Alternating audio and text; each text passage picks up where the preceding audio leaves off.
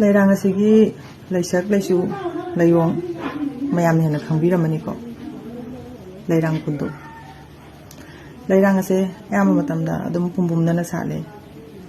maya iho hoy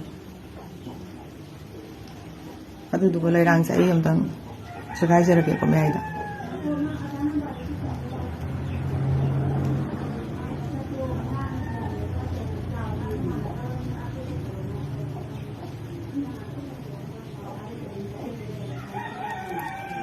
sagai jareko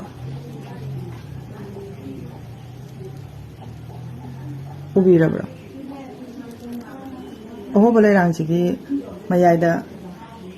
lairik ani khatsa yawe lairik ani se amana pa amana pi haina khangnai ko leirang asigi iho hoba matawsina takpasina akhoi gi ngasidagi akhoi gi hana amak paleramaga su ngasidagi di ai pungda amak amata leitana nangai amata oirabani haiba ko aduduga lainam chendabasina masidagi hongna kanagumbi lamlan gida miyang karan chanjararoi nugu lurukna ba matawsina masidagi irulukna nung manung inemiku ipuroba seba tawjarage haina masida bes tawraga kogi pareng oina lengaga kogi meitei gi chanabida leirang oina pareng oina lengaga mudu hukna kundo pareng hada aduna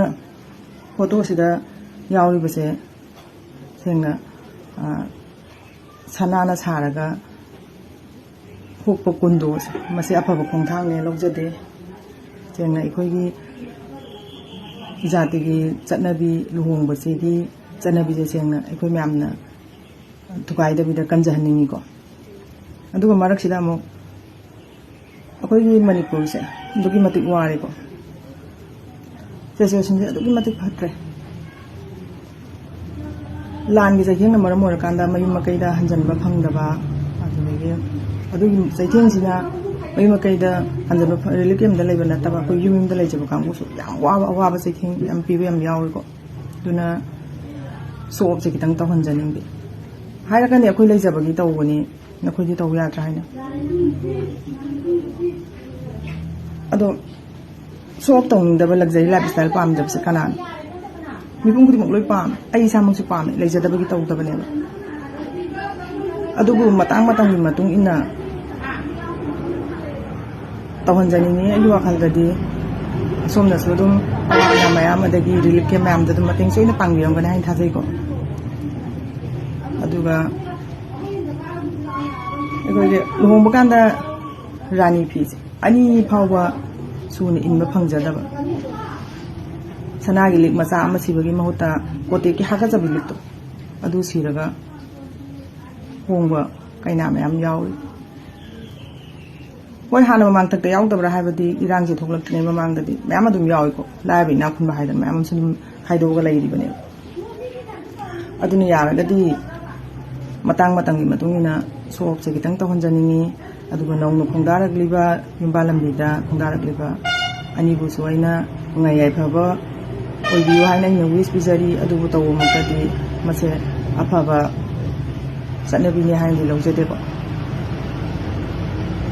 akoi mamang da thokiba thoktabadi khangde ko wari da sumayamna dum tabiri duneba mahabharat ki wari da asema sanagi lai haudo madugi mahutse asaba sanagi lai haudu sinba khak yagi de pana saukale haidana su robono saba nupi nane asemu nupi khoi gi mahut kai domai da sinba yaro aduna mayam aina ngambada sobi yawo su nasani nasani nakalaga mayam nga pi gane na khanjai adubu yaragadi ꯑꯩꯈꯣꯏꯒꯤ ꯏꯖꯥꯇꯤꯒꯤ ꯆꯠꯅꯕꯤ ꯂꯨꯍꯣꯡꯕꯁꯦ ꯃꯁꯤ ꯀꯥꯏꯗꯅ ꯃꯩꯍꯧꯔꯣꯝꯗꯒꯤ ꯆꯠꯅꯔꯛꯄꯁꯦ ꯁꯤꯃꯗꯤ ꯊꯨꯒꯥꯏꯖꯅꯤꯡꯗꯦ ꯁꯤꯃꯗꯤ ꯀꯟꯃꯤꯟꯅꯁꯤ ꯋꯥꯐꯝꯁꯤꯃꯇꯪ ꯊꯝꯖꯒꯦ ꯃꯌꯥꯝꯗ